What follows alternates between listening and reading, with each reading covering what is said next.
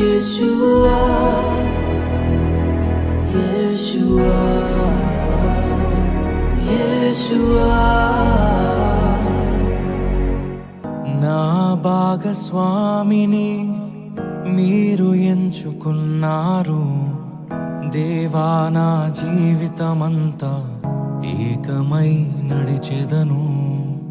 నా ప్రియునితో నన్ను జతపరచి ఉన్నారు దేవా, నా జీవితమంతా ఏకమై ఉండెదను.